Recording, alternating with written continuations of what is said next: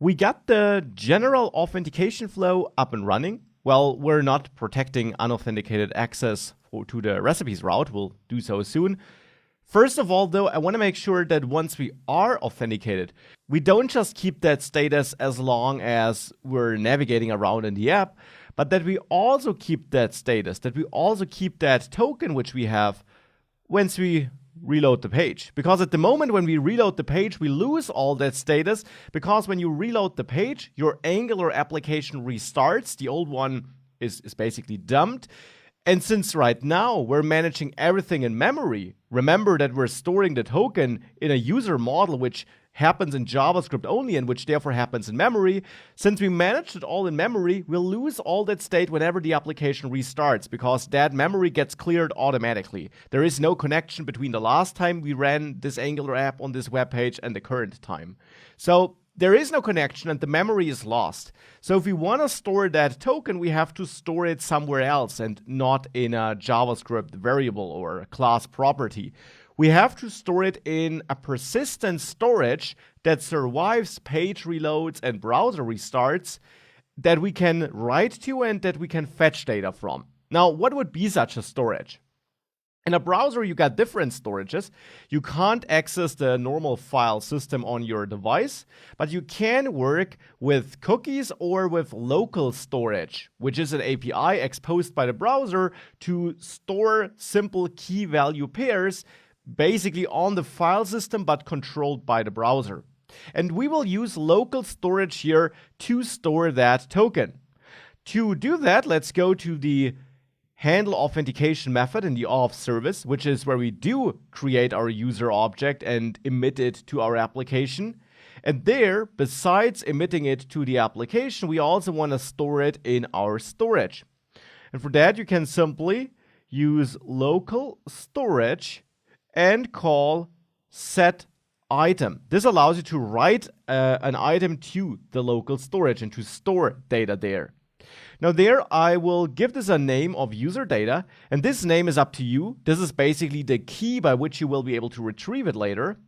And then you have to write some data to that key. You can store some data there. Now, the data I want to store there should just be that user object, because that contains all the data I want to save. The email, the user ID, the token, and the expiration date. These are the pieces of data I want to store. So we can write the user to the local storage, though not like that, not as a JavaScript object. Instead, we have to convert it to a string. We can do that with the JSON object and the stringify method. That is built into JavaScript, and it simply serializes a JavaScript object. It converts a JavaScript object to a string version of it, so to say, so to text, and that text is getting stored in the local storage. Let me show you how this works. If we save that and the application therefore restarts, if we go to authenticate and we do log in here, it works as before, but now in the Chrome DevTools, if you go to the application tab there, you can go to local storage and expand this, and there pick your storage, and you should see that user data key there now, and in there you find that data you just saved to the storage. And this is all text. It's the JavaScript object converted to a text. Hence, you there see the email, you see the long token, you see the token expiration date. All of that is stored in there. Now, and with all of that being stored in there, we can of course also retrieve it from there when our application restarts. For that, we can add a new method, which I will name auto login, because it basically is a method that will try to automatically set the user to log in when the application starts. And it will do so by looking into the storage and checking whether there is an existing user snapshot stored. So in auto login, the goal now will be to retrieve data from the local storage. For that, we can access the local storage and get our user data item. And that is a synchronous method which gives us our user data like that. So we can retrieve user data from local storage just like this. The first thing which I'll do then is I will check whether that exists. If we don't have user data, so if this is false-ish, we can return, because in this case, well, we can't log the user in. There is no stored user data, so the user definitely needs to sign in on his own. Otherwise, if we make it past this check, user data is set and there is some snapshot we were able to retrieve from that local storage. Now, important, the snapshot we're retrieving here is also a string because we're saving it as a string down there. And therefore, if we want to work with that as a normal JavaScript object, we have to convert it back by calling JSON parse here. And this will simply just take the string in JSON format and convert it back into a JavaScript object.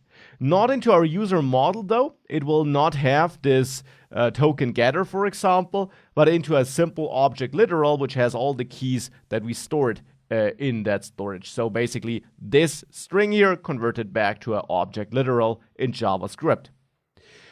With that, here in AutoLogin, we can create a new loaded user by calling new user. And there, we now can pass in data from that user snapshot we're loading. Now, we can add a type annotation here to be more specific about which type of data we'll have in that snapshot.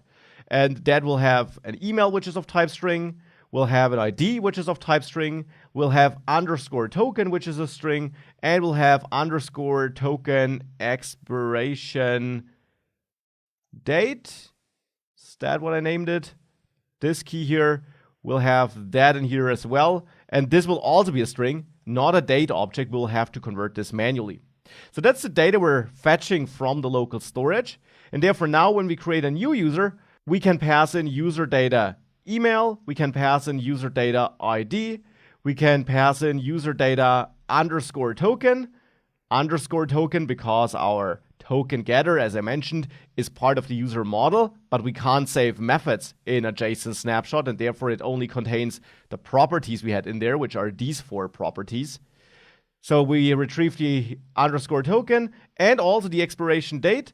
We just need to convert this to a date object again, which we can do with the built-in date constructor, to which we simply pass our token expiration date string. Because that string is basically a date format string, you can see it here at the bottom, and JavaScript is smart enough to convert this back into a date object. This is now the loaded user with whom we can interact.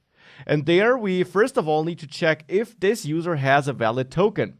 So we can simply check if loaded user token, if that is trueish.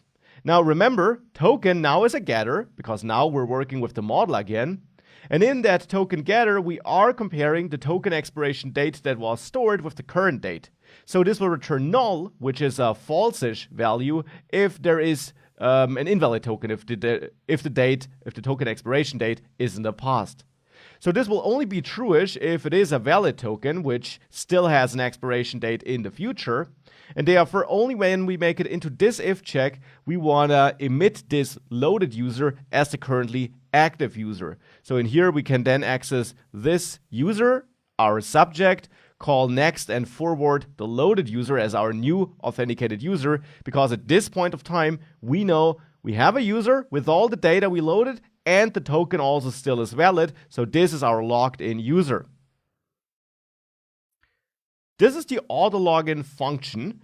Now let's see if it works. Let's go to a place that runs early in our application lifecycle, and that would be the app component, because this runs as soon as the app starts. Don't need these functions in there.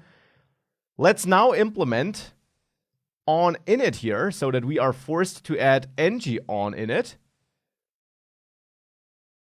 Can also get rid of that feature selected part here in the app header, by the way. This is all something we don't need anymore. We're not using that function anymore. So back to the app component. Here in ng onInit, in the app component, I want to use the auth service. So it's time to inject it here. Auth service like that. Make sure to add the import path at the top so that this gets imported correctly. And with that injected in ng onInit, let's call this auth service AutoLogin to see whether that works. If I now save this, theoretically we should log the user in automatically because we have a saved snapshot. And indeed, if I reload, this looks good. The entire user interface, the entire header, signals that the user is logged in. Otherwise, we would not be seeing the recipes page and the logout button here. So automatically logging the user in seems to work correctly here.